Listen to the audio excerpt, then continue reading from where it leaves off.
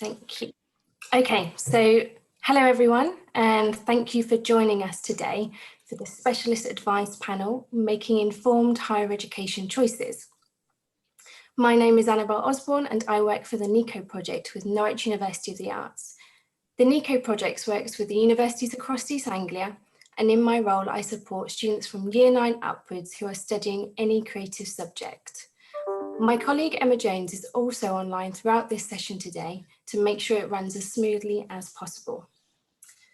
We would be grateful if you could please ensure that your audio and video remains muted for the duration of the session, and I will be directing questions to colleagues from Norwich University of the Arts, Falmouth University and University of the Arts London for around 20 minutes.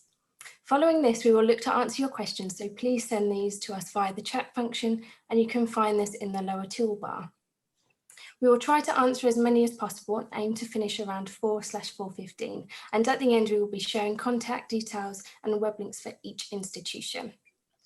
If we have any technical problems or someone's internet connection drops out, we'll try to reconnect for around 5 minutes before cancelling the session. Our apologies in advance if this happens, but we will be recording, so please don't worry, as this will be available to you afterwards. Lastly, if you see or hear anything inappropriate, or you have any questions or concerns about the session, or even your situation at home, please don't hesitate to message me privately, as I'll be on hand to help and assist you. So, now to begin. We are very lucky today to have representatives from 3 of the leading creative specialist universities in the UK on the panel. We've got the furthest east, the furthest west, and the largest. But what is a creative specialist university? So this type of university has a heavy emphasis on creative subjects or only offers creative subject degrees. They are a strong university choice because of their specialist facilities, industry connections, and the opportunity to study in a purely creative community. This session is designed to help you make informed decisions and ask specific questions that are relevant to you. So we'll kick off with Tom from Norwich University of the Arts. So in 1 minute, please can you introduce yourself, your university, and can you tell me what makes your institution unique? So yeah, I'm Tom. I'm a fine art graduate from Norwich University of the Arts, and I'm also now part of the recruitment and outreach team at NUA. So I think it's a combination of factors that makes any one place kind of unique. So for NUA, it's located in the heart of a city, a beautiful city called Norwich. It's the only city in the UK to be, or in England, to be part of what am I trying to say? Brilliant. It's the only city in the UK to be part of, my mind's gone blank, It's like under pressure. the Broads Authority, sorry. We as an institution, well, Norwich as well, is the safest, happiest, and most creative, and one of the most sustainable cities in the UK. As an institution, we're 176 years old. We've got 19 creative subjects, 2,500 students. And in terms of our rankings, we're around 50 we're 50th in the world for creative media and entertainment. We're 2nd in the world for design education institutions, according to the Brand Design Society. And also we have the highest retention rate in the UK at the moment. Lovely. Sorry if I messed that up. No, that's not a problem. That is good. Thank you very much for that, Tom. Now we'll go to Anna, please. So like I said, introduce yourself, your university, and what makes your institution unique. Great, thanks, Annabelle. Hi, everyone. My name's Anna. I'm a film graduate, and I now work in the outreach team for Falmouth University. As we already know, Falmouth is a specialist creative university. We're based in the far southwest of the UK, down in Cornwall. Maybe some of you have been down that way on holiday before. We've also been established since 1902. That's when our School of Art first started. Now, everyone here on the panel today, including Falmouth, has fantastic creative courses, amazing industry links and professional facilities, and you're going to hear loads about them today. But I suppose what makes Falmouth quite unique is probably our location. Our campuses are beautifully green and in some cases even tropical, and we're surrounded on 3 sides by the sea and beautiful beaches. And I think a lot of our students and our staff come to Falmouth because of the incredible inspirational environment and how that supports their creativity. So being able to be inspired by the world around you is just so important. But at the same time, to still have access to all of the professional facilities and equipment and industry connections that you need to get ready for your future in industry. We're a fairly small university, about 5,000 students in a fairly small town. So the sense of community is something that's really important and really strong in Falmouth. It's a really welcoming environment, which really helps everyone settle in and feel at home when they first start, even though for most people, it's quite far away from home. Lovely. That's great. Thank you, Anna. And lastly to you, Ian, please. Thanks, Annabelle, and hi everybody. My name is Ian Thompson. I'm the outreach manager across 3 of our colleges at University of the Arts London. I work across Camberwell, Chelsea and Wimbledon colleges. And as Annabelle said, we are the largest university, not only in the UK, but also in Europe. And I guess what makes us unique is our breadth. We've got 6 different colleges, 3 of which are art schools with a kind of range of disciplines studying together. So Camberwell, Central St Martin's and Chelsea are very much that kind of animal. But 3 of our colleges are much more specialist colleges. So we have the London College of Fashion, which specialises in fashion, London College of Communication, where all of the courses are focused towards communication, and then Wimbledon College of Arts, where everything is around acting and performance. And so we have a kind of specialist option as well as a kind of general art school option. And I guess what also makes us unique is that we've got very outspoken and very famous artist and broadcaster Grayson Perry as our Chancellor at the moment. Lovely, thank you. So to kick off to our next question, Anna, if I can ask you to answer this one for me first. So where you're studying is just as important as what course you choose.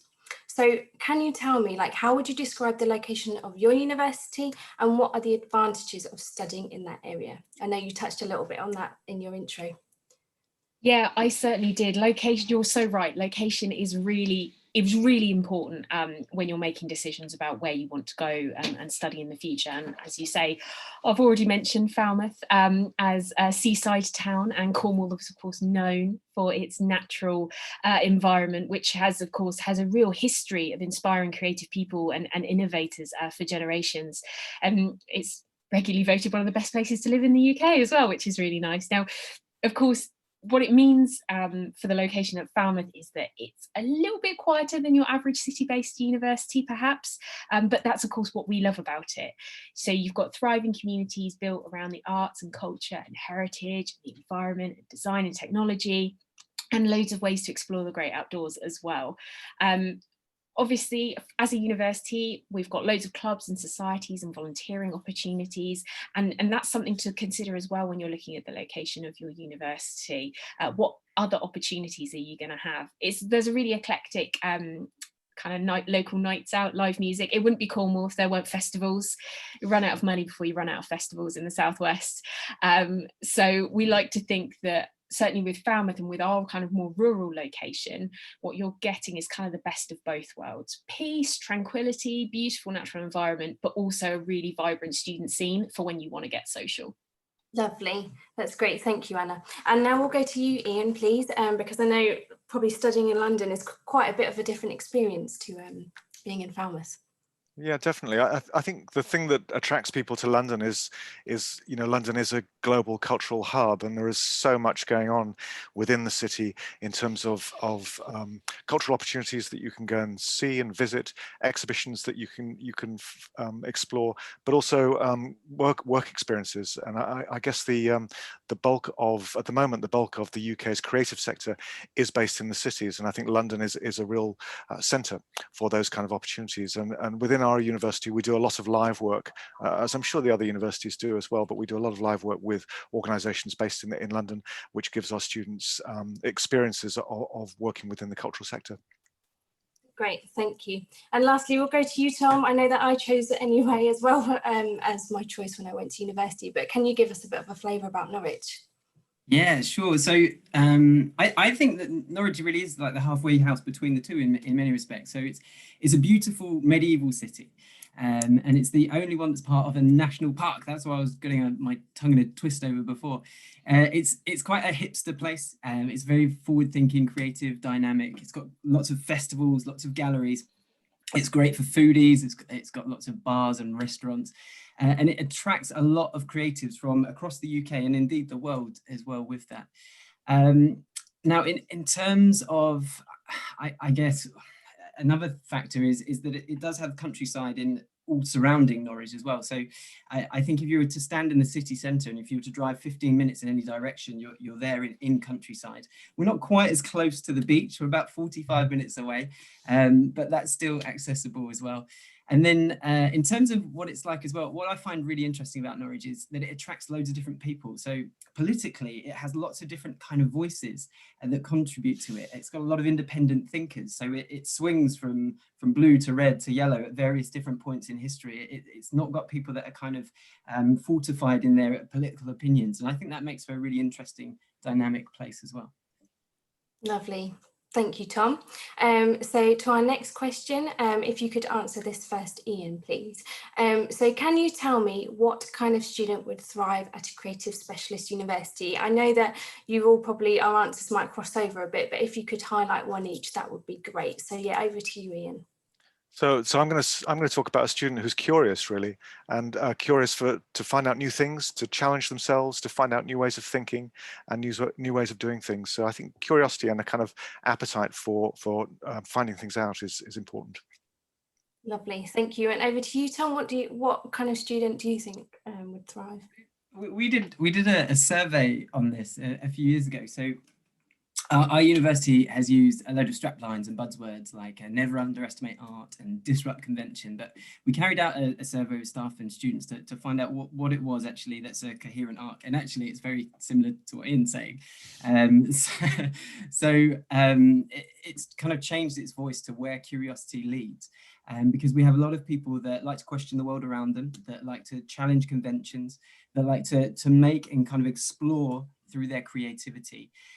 So I guess that's nothing new in that, but I guess it's the environment that you apply to that makes us a little bit different to Ian's institution, where it's a bit of well, curiosity in the countryside, maybe a little bit more. Thank you, Tom. And over to you, Hannah. Yeah, absolutely. Can I have curiosity by the seaside then? You know, I have to agree with both Ian and Tom. It is about that curiosity. It's about a willingness to challenge yourself, to explore new ideas. You know, all of our courses are they're really hands-on. They're really practical. They're coursework focused. You know, we don't have exams. So if you are someone who works best in that sort of in a real world environment, if you like, practically, live projects, all of those kinds of things, if that appeals to you, then that is the kind of experience that we're offering on these creative degrees. You know, it's not theory. You know, one of our Falmouth straplines is doing it for real, and you know, that's exactly what it's all about. We're not asking you to practice, we're asking you to really do it and really challenge yourself and push the boundaries and innovate to drive forward what creativity is going to mean in the future. Lovely, thank you. And for everyone who's listening, I'm going to ask a couple more questions, but if you have any questions for any of our panel, if you could take this time to maybe message us in the chat function after I've gone through some questions, we can ask some of yours as well. So please do start to do that. So I will direct this to you, Tom, first. So please, can you give some advice to students who are thinking about applying to university? So what are the most important questions they should ask? So if you could just give us a couple and we'll go see what everyone thinks. I always recommend if a student is creative and they are aware of their kind of skills, but they're not quite sure what they want to do, I always recommend having a conversation with those institutions that they're most interested in studying at, to find out where their skills, their aptitude, their sensibilities, kind of what courses they tie in with most. Other than that, I recommend kind of getting a number of voices to inform their opinions. So teachers, careers advisors, family members, fellow students. I recommend finding 3 to 5 universities that maybe look quite of interest, and to have a look at the artwork, the course structure, and to get a sense of what the students are like at those institutions by contacting us or most institutions, I should say, through UniBuddy on the website. And then if a student can, just go to the open days, please go to the open days. It's a number of factors that make one university stand out over another, but it's usually a gut feeling that someone makes that's the ultimate decider. And so I think going and getting a feel for the place, if you can, through campus tours and things, obviously that's a bit more difficult at the moment, but that's a really good way of getting the ultimate decision, I think. Thank you, Tom. And just a note about open days, like I would say now, because we're all working digitally, you have got so much more access to what you might have before. So whereas travel could have been a boundary because it's very costly to travel around the country to open days and finding the time, now so many universities are just doing that online in a weekend, in the evening. You can have some virtual campus tours. So actually, you've probably got a little bit more access to maybe than what you would have had before. I know it's not quite the same as being there in real life, but I know when I was looking around, I couldn't go to all the open days because I couldn't afford to go to them all. So at least now, although like I say, you can't go to the campus in real life, you can still get access digitally. So that's really, really good. So yeah, if I can direct that question to you, Anna, now. So do you have some advice for students? Yeah, absolutely. And completely agree with what you've both just said. And certainly what's great now with all these digital resources is you can inform yourself so much that actually you can decide where you're going to, you know, take the chance to actually spend that money to go and visit. You don't have to feel like you have to go to all of these different choices. You can do so much of your research digitally.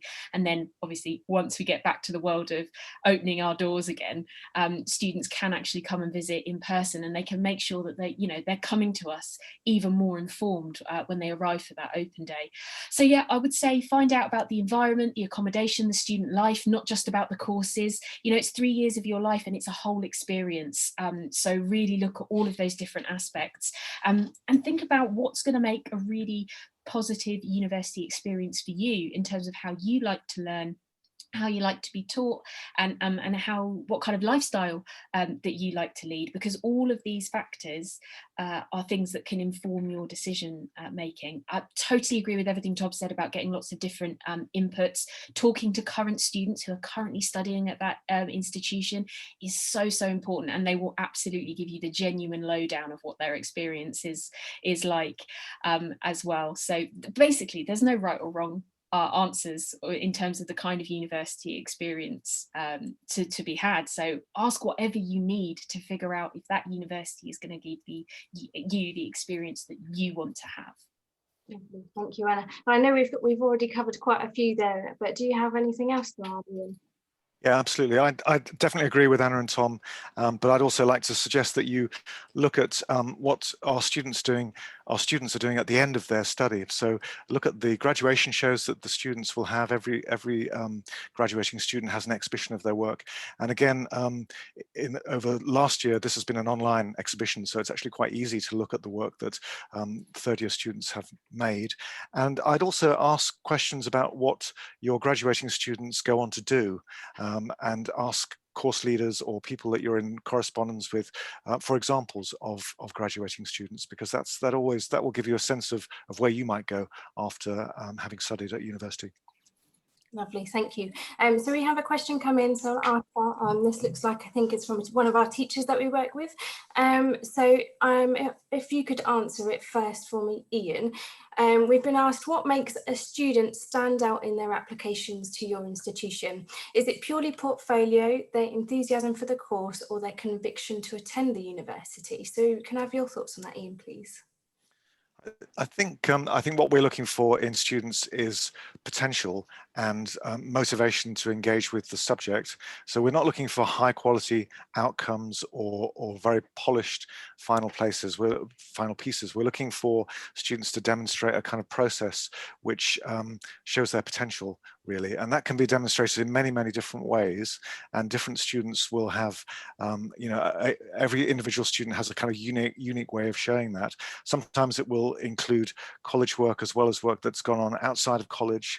but I think that I would really emphasize, and I guess particularly at the moment when I'm conscious that lots of students haven't had access to college facilities or tutors for large periods of time, potential is what we're looking for. So we're really looking for a kind of enthusiasm. Lovely, thank you. And do you have anything to add to that, Anna? Not a great deal. I completely agree with everything Ian has said. It is about demonstrating potential. We're not expecting the full package. We just want to see, you know, that little spark of curiosity, those initial ideas. What kind of art or outcomes do you want to make? What ideas get you excited? That's really, really crucial for us. So the portfolio is important, but so is that interview and that conversation when we go through the application process. Lovely, thank you. And what about you, Tom? Do you have any more to add to that?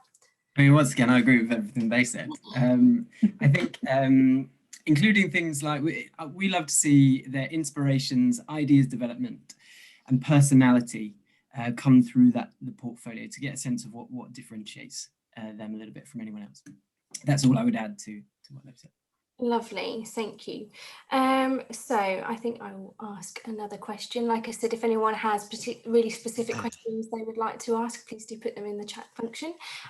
So you don't necessarily need a degree to work in the creative sector, but why would someone want to go to university before going into the industry? And I think this is a really important question because this is completely true. I know there are certain careers out there that you have to do that qualification to then go into the industry, whereas the creative sector is a little bit different.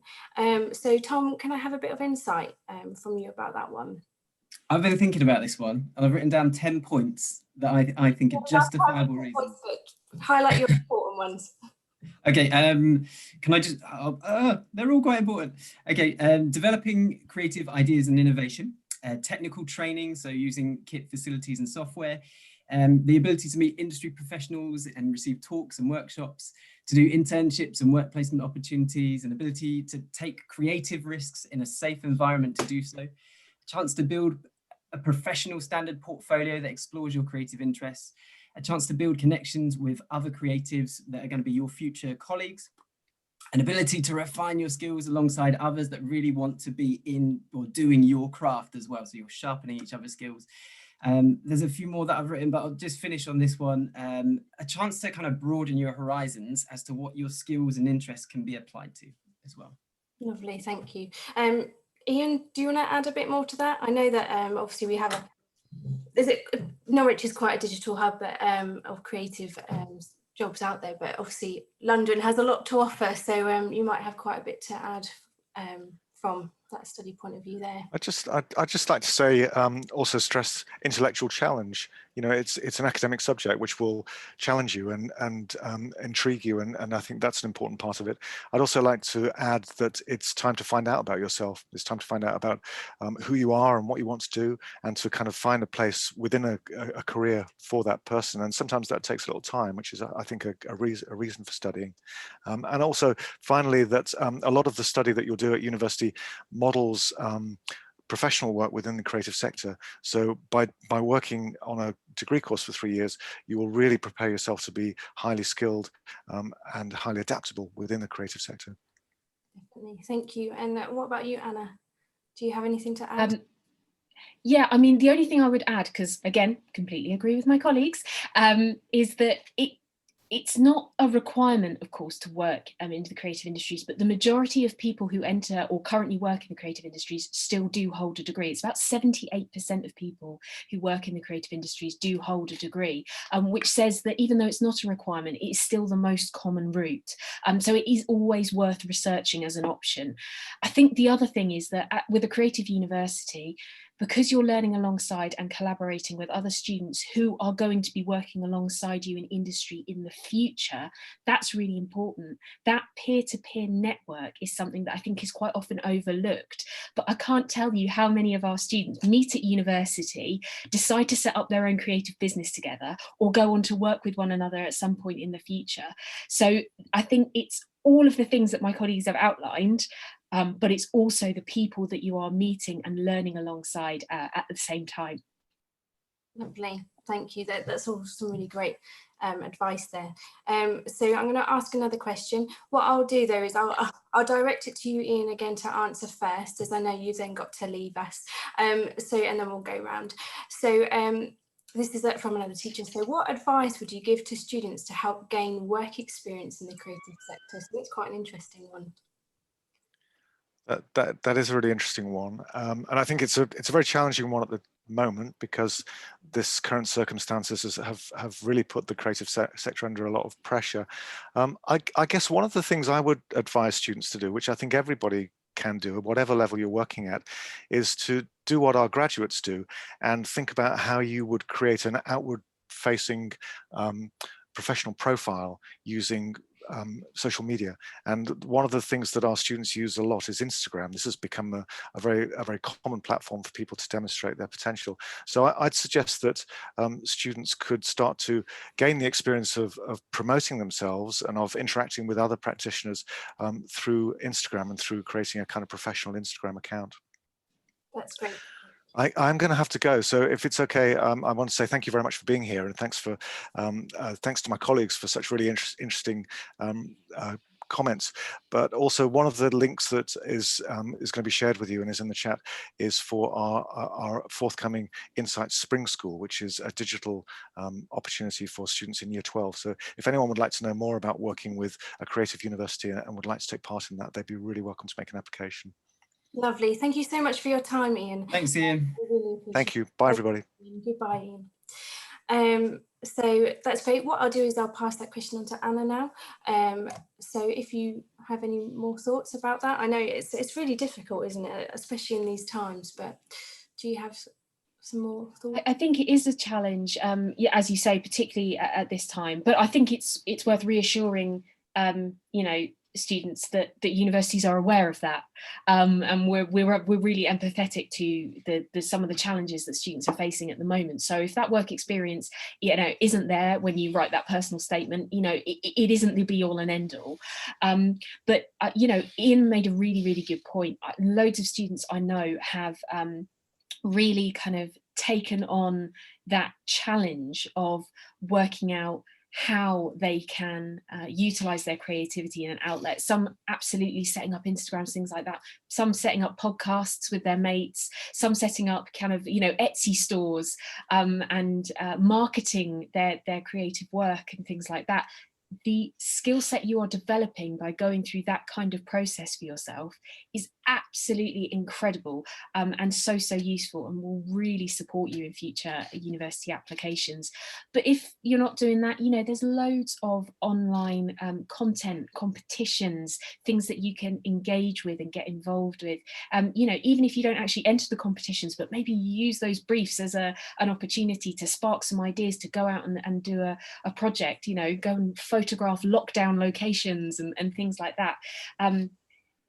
I think what we need to be doing really is encouraging students to take on the challenge of the circumstances that they find themselves in at the moment and see how they can apply their creativity to that. Lovely, thank you. And over to you, Tom. So we had recently one of my favourite artists, a guy called Anthony Gormley, came in and he did a talk, and he said artists are chancers. They just like try things, and they knock on doors and they don't know whether things are going to happen. And I think that's really true. I think it's worth people kind of approaching industries, asking if there's opportunities. I think it's worth kind of trying to introduce yourself to people. I think it's something that's often hard for creatives is to self-promote in a very direct way, but actually building relationships and introducing yourself to people and then getting knocked back is all part of the course, really. So I think if you're able to do that earlier on and you're able to introduce yourself to key creative people. So for example, last week we had a bunch of people that were really interested in getting some feedback from Nick on their portfolios and things. And I think taking those chances and putting yourself out there a little bit and getting a little bit of exposure and recognition and others' opinions, I think is a really good thing to do. So I think relationships and taking chances is a very important thing. Lovely, thank you, Tom. So I've got another question, but I think I might just answer it a little bit and then direct it to you because it's quite specific. So Someone has asked, how big should a good portfolio normally be, and does anything specific have to be there? So before I direct this, I will just say that you just need to check with every university that you apply for, because whether you apply for 1 or for 5, every university will have a slight different specification. So you'll hear exactly what NUA are looking for, as well as what Falmouth are looking for. But UAL and all the other universities might be slightly different. So we'll give you an insight of what we're looking for on the panel here, but please do check their specific websites, because that will tell you exactly what they're looking for. So if I direct that to you, Tom, first, what are NUA looking for? Okay, so in terms of volume, we're looking for 15 to 20 slides or pages with 1 to 3 images on each slide. We're looking for ideas development, influences on your practice, and to see a few final outcomes. We're looking for about 2/3 to 3/4 of your portfolio to be ideas development and influences, because we want to see the development of the progression of your thoughts and your creative development. So that's really key for us, because that gives us a real sense of your aptitude. We want to see a bit of your personality, things you're doing outside of the classroom as well. And we want to see that you've thought about what course you're applying for. So if you're applying for film, don't put in any textiles work, for example. So those are some of the key things that we're looking for anyway. Lovely, thank you. And what about you, Anna? What is Falmouth looking for? It's a really, really good question, and actually not too dissimilar to NUA either. I think the guidance Tom just gave in terms of size and the kinds of things that we're looking for in terms of the ratios for idea development versus final outcome and things like that are very similar to what we're looking for at Falmouth. It does vary per course, but as a general guideline, you know, for those visual arts courses, fine art, illustration, graphic design, those kinds of things, absolutely 10 to 20 pieces showing us final outcomes, idea development, and idea generation as well. Really, really crucial. For some of our other courses, you know, it might actually be more appropriate to include less stuff, you know, some of those digital arts courses. I'm thinking game art and games development, things like that. We know that some of those outcomes can actually take a lot longer. So to see a variety of work is really important, but you know, it doesn't matter. It's always about quality over quantity, I think is what I'm trying to say, really.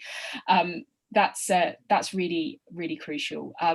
But yeah, I think the most important thing is that through your portfolio, you're showing us you, and most importantly, you're showing us you as you are now. So we want to see recent work. I think that's another thing, just to add, that stuff that you've done in the last couple of years really is ideal.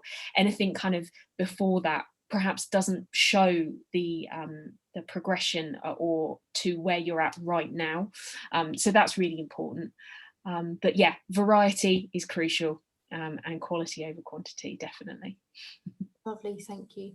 But yeah, just to add, like, if in doubt, please do contact the admissions or the student recruitment teams at your university choices, because you've just got people like us that you can see. We're not scary people, and we can give you some specific advice if you have some really questions that you just can't find in the website. And also some universities do offer one-to-one support if you're applying there. I know that I have given advice to students like that, as does Tom, and I'm sure you've got people in your team, I hope, in Falmouth, yeah, probably UAL too. So if there is a specific university you have done as a choice, that is another option to explore as well. So I'm going to ask one more question and then I will wrap up the session, just because I think this is quite a nice one. So please tell me one famous alumni story. This is quite good to sometimes get a bit of like just an idea of someone big maybe we recognise, or just a bit of inspiration of like what you can go on once you've done a degree there. So if I ask you, Anna, do you have a famous alumni that you can talk about? Well, when I knew you were going to ask this question, Annabelle, I had a think, and I thought, well, I can do some name dropping if I want to, but actually what I want to do is give you a couple of examples of really recent graduates who probably aren't household names yet, but who are already experiencing quite significant success, because I think, you know, it's about the success of all of our students, and you know, not everyone might end up as a household name, but that doesn't mean they're not going to have an incredibly successful career. So one example I wanted to give you was one of our illustration graduates, Jake Hawkins. He graduated in 2019. He, upon graduating, landed a full-time job as an in-house illustrator and designer for The Telegraph. So he moved from Falmouth to London, joined the team. He's taken on freelance projects. He's done a cover for Gay Times.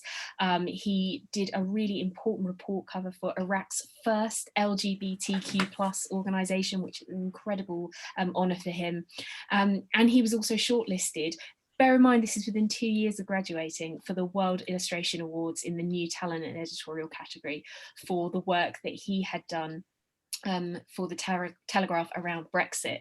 You know, we've had Press Elliott Course is another one who graduated from Press and Editorial Photography in 2020. He's now a freelance visual storyteller. He's worked for The Guardian, BBC Scotland, BBC Sounds, The Social, Scottish Dance Theatre. He's worked for festivals, The Review magazine, and his final year project was published by both the BBC and The Guardian. So even having only graduated a few months ago, he's already starting to see success. All of our students are building their careers and already achieving success so quickly. So I think it's important that we think about how we measure success, and that success comes in lots and lots of different forms in the creative industries. That's great, thank you, Anna. And over to you, Tom. Can you tell me a famous alumni? Yeah, so I've picked one guy, and it's a bit more of a historical kind of end of the spectrum. So I think he's really inspirational. His name's Stuart Craig, and he often will come back and talk to our students. Now, you've probably never heard of him, but you've probably heard of his work before. He's a production designer on the Harry Potter films and the Fantastic Beasts films. So he does all the set design for those. And he also did the theme park in the States as well. And he's quite, I guess, notable because he's a BAFTA award winner, he's an Oscar award winner, and he also comes back and assists our students through our BAFTA program, and so he's done some mentoring with some of our students as well. So it's just lovely how people like that, they go and do amazing things, but also they come back and they you know, work with our community again, and I'm sure that story is replicated across the sector as well. Lovely, thank you. And just to add on that, I think, like, if you're interested in a particular university, see if they've got their degree showcases online. Yeah. Obviously, before we could have the opportunity to maybe go visit the degree show, but so many have put those online now. That also gives you a bit of a flavour of what the final year students are producing, to give you a bit of an idea what they're doing and what you could do. I've just had one more question that's come in whilst you were answering. So someone just said, what was his name, Tom?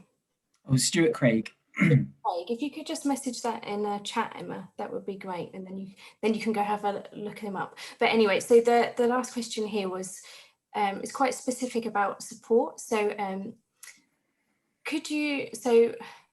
do your universities provide further help for more content-heavy subjects for students with learning difficulties? So I definitely know there is support at university. So Tom, could you just answer that for me?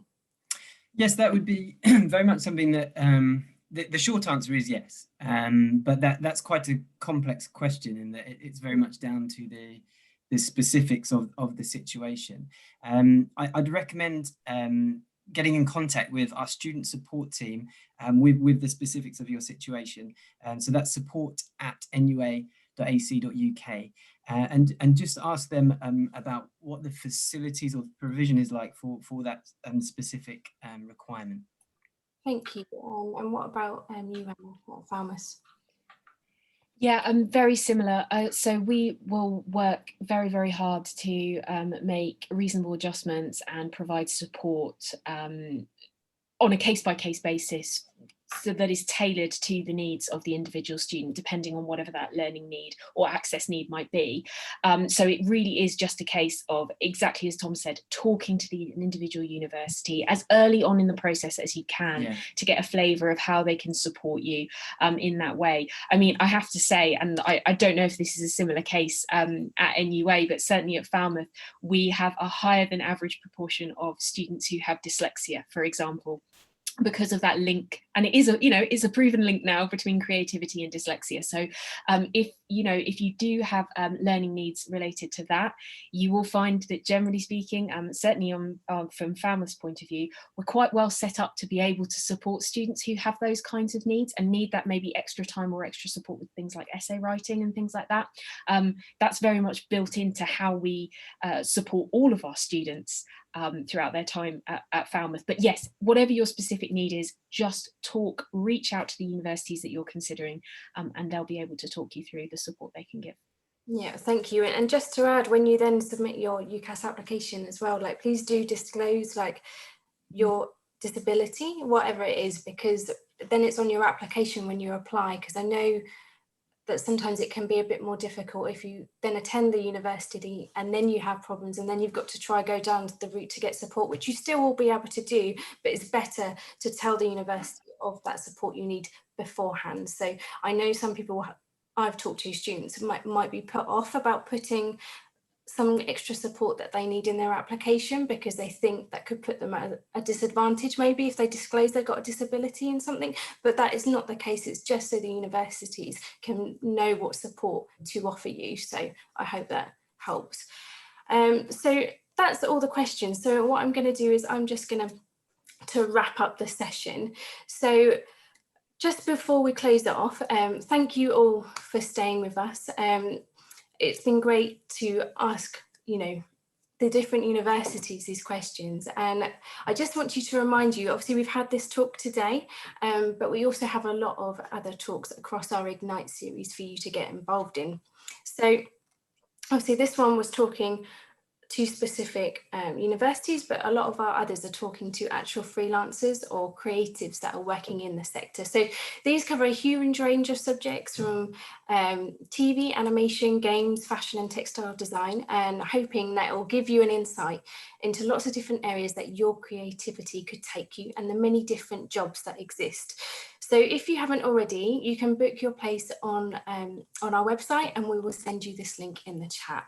And also another thing to note is the previous recordings that we have had of our sessions that have already taken place are available. So if you would like these, please email our student recruitment team to get access to them.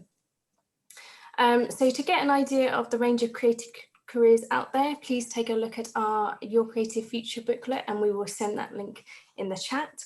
And lastly, if you have any questions around this particular Ignite series or would like to suggest another creative area that you would be interested in finding out more about, please email us at student.recruitment@nua.ac.uk. So as I said at the start, I can see that Emma has been furiously putting the links in the chat, but like I said, we'll put all the follow-up information for Falmouth University, University of the Arts London and Norwich University of the Arts. We'll hang around for a few more moments, just in case there are any final questions. But otherwise, I just want to thank you for your time. So thank you, Tom, Anna from Falmouth, and I know Ian's already gone, but thank you, Ian, for sitting on the panel today. And I think it's just been really great to have that really focused space to ask you these questions, and hopefully the information will be useful for those students. And I know I can see lots of thank yous coming through, so hopefully that was really specific advice that will help students in the future. Great. Thank you, Annabelle. That's not a problem. Thank you, Tom. Thanks, Anna. Thank you, everyone. Thanks, guys. Thank you very much for your time today. Thank you, Annabelle. Bye-bye.